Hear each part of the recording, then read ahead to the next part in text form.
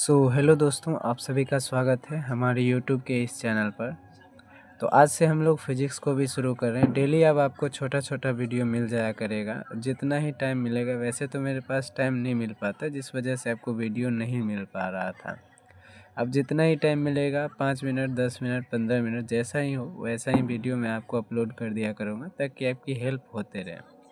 तो आज से हम लोग जो है फिजिक्स का एक उम्मीद से हम लोग उम्मीद बैच शुरू कर रहे हैं। जो मेरा नाम है चित्रसेन कुमार, तो मैंने लिख रखा है उम्मीद batch by Kumar Chitrasen. Physics से शुरू कर रहे हैं हम लोग। हमारा जो चैप्टर है फ्रॉम 1 to 15, ये हम लोग जो है कंप्लीट करने की कोशिश करेंगे। जिसमें पहला जो हम लोगों का चैप्टर है वह आवेश तथा विद्युत क्षेत्र, जिससे 19 मार्क्स के क्वेश्चन बिहार बोर्ड में पूछे जाते हैं।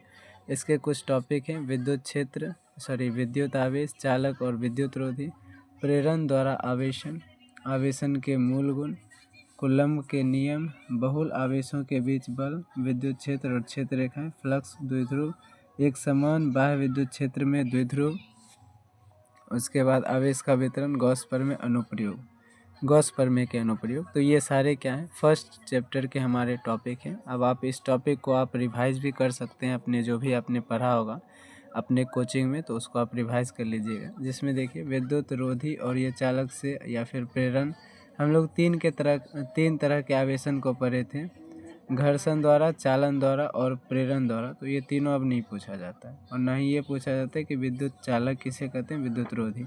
हाँ, इसमें अर्ध चालक से क्वेश्चन आता है कि एन टाइप और पी टाइप क्या है, पर वो आपके केमिस्ट्री में हमने आपको पढ़ा रखा है, तो वहाँ से आप उसको क्या कर सकते हैं, कंप्लीट कर सकते हैं। तो चलिए हम लोग अपना जो पहला टॉपिक है, पहला चैप्टर का विद्युत आवेश, इसको पढ़ने की कोशिश करते हैं। तो आवेश को जब हम पढ़ते हैं, आवेश क्या होता है भाई? आवेश किसी पदार्थ का वह गुण है जो उस पदार्थ में इलेक्ट्रॉन की कमी होने से या उस पदार्थ में इलेक्ट्रॉन के बढ़ जाने के कारण उत्पन्न होती है। आवेश जो होता है, रुका हुआ आवेश हमेशा अपने चारों ओर विद्युतीय क्षेत्र या फिर विद्युत प्रभाव को दिखाता है, और चलता हुआ आवेश यानी गतिशील आवेश अपने चारों ओर चुंबकीय क्षेत्र भी प्रदर्शित करता है। तो कोई आवेश अगर भाई रुका हुआ है तो उसके चारों ओर केवल विद्युत क्षेत्र बनेगा, और अगर आवेश गतिशील है तो विद्युत क्षेत्र और चुंबकीय क्षेत्र दोनों बनेगा। ऑब्जेक्टिव में एक बार पूछा गया है कि गतिशील आवेश क्या बनाता है, तो क्या बनाता है भी? गतिशील आवेश विद्युत क्षेत्र भी बनाता है और चुंबकीय क्षेत्र भी। तो याद रखिएगा, आवेश को हम लोग स्मॉल क्यू या फिर कैपिटल क्यू से डिनोट करते हैं, निसूचित करते हैं। आवेश का जो एसआई मात्रक होता है वो कूलम्ब होता है, और एक कूलम्ब जो होता है भाई, उसी को 1 एम्पियर सेकेंड भी कहते हैं। एक कूलम्ब को ही 1 एम्पियर सेकेंड भी कहते हैं। आवेश का यह क्या होता है, एसआई मात्रक होता है। आवेश का सीजीएस मात्रक होता है ईएसयू, जिसे कि हम लोग स्टेट कूलम्ब भी कहते हैं। और एक स्टेट कूलम्ब या फिर एक ईएसयू में 1/3 × 10⁻⁻9 कूलम्ब आवेश होता है। उसके अलावा आवेश का सबसे बड़ा मात्रक या फिर बृहद मात्रक फैराड होता है, और एक फैराड में 96,500 कूलम्ब होता है।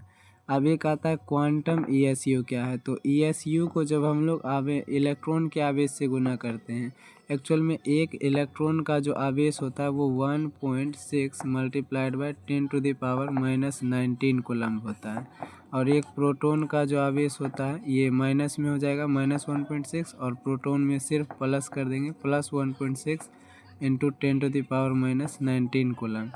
और जो न्यूट्रॉन होता है वो चूँकि आवेशहीन राशि है, तो उसका जो है मान कितना होता है, 0 होता है। तो अगर हम लोग ईएसयू को यानी कि 3 × 10⁻9 को अगर हम लोग इलेक्ट्रॉन के आवेश से गुना करें, तो वो हमारा क्वांटम क्या होता है, ईएसयू का मान।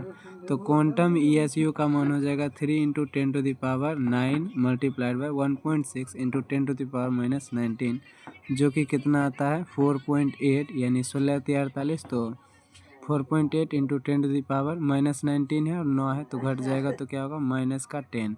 तो ये क्वांटम ईएसयू का मान होता है। एक और चीज़ कभी कभी पूछा जाता है इलेक्ट्रॉन का E/m यानी विशिष्ट द्रव्यमान क्या है। तो अगर आपसे ऐसा क्वेश्चन आता है कि इलेक्ट्रॉन का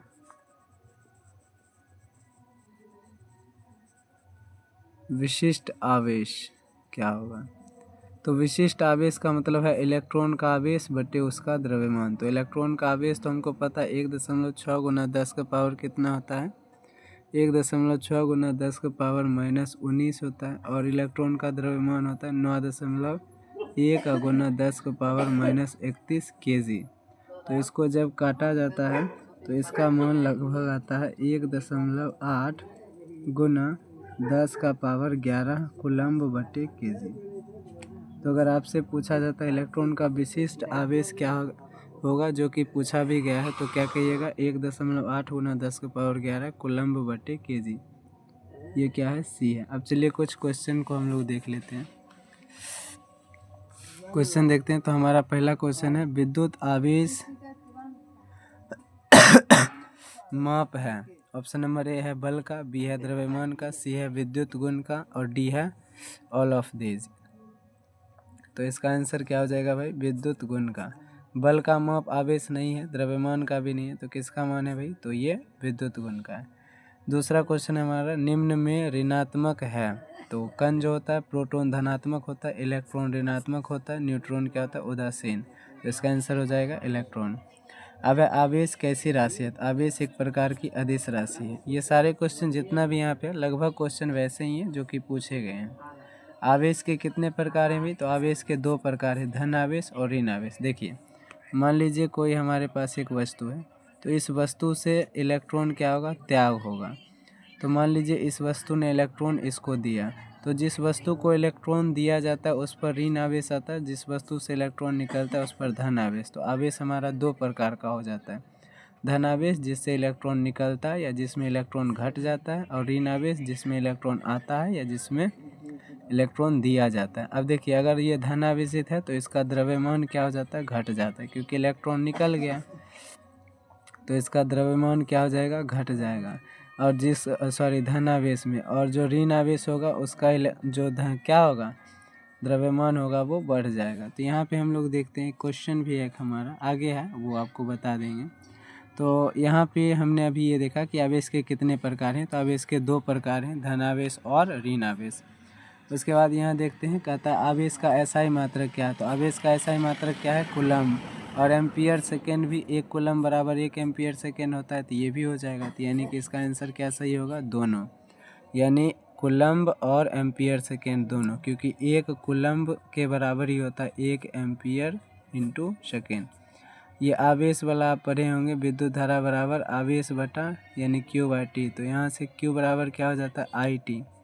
तो Q का अगर क्या होगा, कूलम्ब होगा, तो I का एम्पियर और टाइम का सेकेंड। तो 1 कूलम्ब बराबर क्या होगा, 1 एम्पियर इंटू सेकेंड। तो यहाँ से ऑप्शन नंबर हमारा क्या, सी सही हो जाएगा। आवेश का ऐसा ही मात्रक क्या हो जाएगा, एम्पियर सेकेंड और कूलम्ब दोनों। आ गया आवेश का क्वांटम ESU क्या होगा। तो क्वांटम ESU का मतलब 1 कूलम्ब में 3 गुना 10 का पावर क्या, 9 ESU होता है। क्वांटम और 1 इलेक्ट्रॉन का द्रव्यमान होता है, ये आवेश होता है 1.6 इंटू 10⁻⁻19 कूलम्ब। इस दोनों को आपस में मल्टीप्लाई करते हैं तो वही बनता है क्वांटम ESU। तो इस दोनों को जब मल्टीप्लाई करते हैं तो हमारा आंसर आता है 4.78 इंटू 10⁻⁻19। तो अगर आपसे पूछा जाए आवेश का क्वांटम ESU क्या होता है, तो ये सारा ऑप्शन है, ये कि पूछा गया क्वेश्चन है, तो इसका आंसर क्या हो जाएगा भाई, 4.78 इंटू 10⁻⁻19। अगर यहाँ ये पूछता है कि भाई 1 कूलम्ब में कितना ESU होता है, तो ये भी आंसर लगा सकते हैं। ये भी 3 गुना 10 के पावर 9 के ही बराबर है, क्योंकि 2.99 है। हालांकि इस क्वेश्चन के हिसाब से आंसर हमारा ए जो है वो सही हो जाएगा। 7 नंबर क्वेश्चन है, कह रहा है इलेक्ट्रॉन का विशिष्ट आवेश क्या है। तो विशिष्ट आवेश का मतलब होता है इलेक्ट्रॉन का आवेश बटे द्रव्यमान। तो आवेश तो 1.6 इंटू 10⁻⁻19 हो गया, और द्रव्यमान 9.8 इंटू 10⁻31 kg हो गया, जो कि काट खोट के कितना आता है, 1.8 इंटू 10⁻11 कूलम्ब बाय kg। तो यही इसका क्या हो जाएगा, आंसर हो जाएगा। चलिए नेक्स्ट क्वेश्चन की ओर हम लोग आगे बढ़ते हैं। अगला क्वेश्चन है हम लोगों का, कह रहा है किसी वस्तु को आवेशित करें तो द्रव्यमान बढ़ेगी घटेगी अपरिवर्तित रहेगी और डी नंबर है घटेगी या बढ़ेगी। तो देखिए अगर किसी वस्तु को आवेशित किए तो अगर वो वस्तु हमारा जो है धन आवेशित हुआ तो इलेक्ट्रॉन घट गया तो इसका द्रव्यमान घट जाएगा, और अगर वो वस्तु ऋण आवेशित हुआ तो उसका द्रव्यमान क्या हो जाएगा, बढ़ जाएगा। अगर ये क्वेश्चन ऐसे पूछता है कि किसी वस्तु को धन आवेशित करेंगे तो द्रव्यमान क्या होगा, तो धन आवेशित करेंगे तो घटेगा, ऋण आवेशित करेंगे तो बढ़ेगा। सीधे बोला आवेशित करेंगे तो घट भी सकता है और बढ़ भी सकता है, तो आंसर हमारा क्या हो जाएगा, डी। अब दूसरा क्वेश्चन है आवेश का संरक्षण क्या है।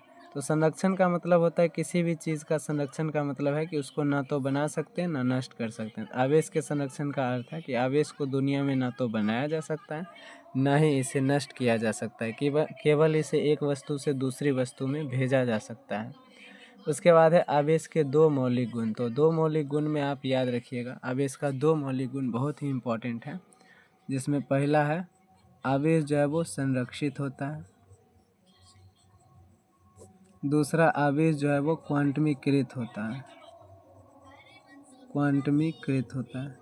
अब क्वांटमीकृत करने का मतलब है यहाँ से एक फार्मूला बनता है Q बराबर Na, यानी आवेश जो है यहाँ पर E है इलेक्ट्रॉन का आवेश जो कि कितना होता है 1.6 इंटू 10⁻⁹ कूलम्ब, और N यहाँ पे जो है यह है इलेक्ट्रॉन की संख्या, इलेक्ट्रॉन की,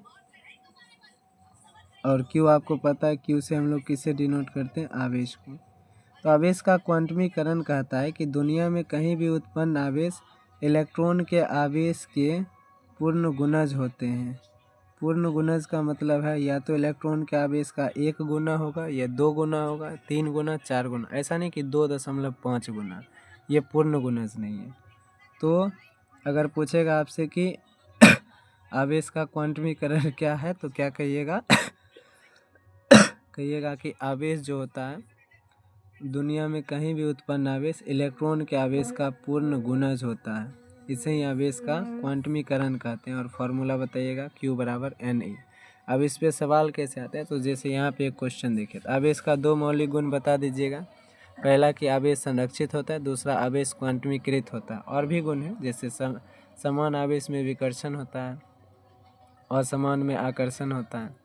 और भी गुण है आगे, जैसे कि आवेश गणितीय बीज गणितीय योग नियम का पालन करता है, यानी योगात्मक होता है। अब चलिए हम लोग 11 नंबर देखते हैं। कहता है 1 कूलम आवेश में इलेक्ट्रॉन की संख्या। तो अभी हमने फार्मूला पढ़ा Q बराबर Na। तो यहाँ पे बोल रहा है, यहाँ पे देखिए Q का मान हमको दे दिया 1 कूलम। देखिए ये वाला क्वेश्चन में बोला 1 कूलम आवेश, Q बोल दिया, और N है इलेक्ट्रॉन की संख्या, ये हमको निकालना है। और ये हमेशा हमको पते रहता है 1.6×10⁻⁻19। तो यहाँ से हमको n निकालना है, तो इस फार्मूला से चूँकि Q बराबर n, तो n बराबर क्या हो जाएगा, Q/E। अब Q दिया है 1, ये हो गया 1 इसको जब हम लोग काटेंगे तो आएगा 6.25 इंटू 10⁻18। तो 1 कूलम आवेश को उत्पन्न करने के लिए हमें कितने आवेश की ज़रूरत होती है, तो कितने इलेक्ट्रॉन की आवश्यकता होती है, तो 6.25 इंटू 10⁻18। अब चलिए यहाँ पे नेक्स्ट क्वेश्चन है 12th नंबर। कह रहा है यदि किसी अनाविष्ट वस्तु पर 10⁹ इलेक्ट्रॉन दिया जाए तो उत्पन्न आवेश की गणना करें। तो चलिए यहाँ बनाते हैं हम लोग। तो कह रहा है यदि किसी अनाविष्ट वस्तु पर, यानी पहले से वस्तु आवेशित नहीं है, अब उस पर हम लोग 10⁹ इलेक्ट्रॉन दिए, तो अगर वस्तु पर हम क्या करेंगे, इलेक्ट्रॉन देंगे, तो उस पर क्या होगा, धन आवेश की ऋण आवेश, तो ऋण आवेश, इसलिए लिखे हैं माइनस का Na।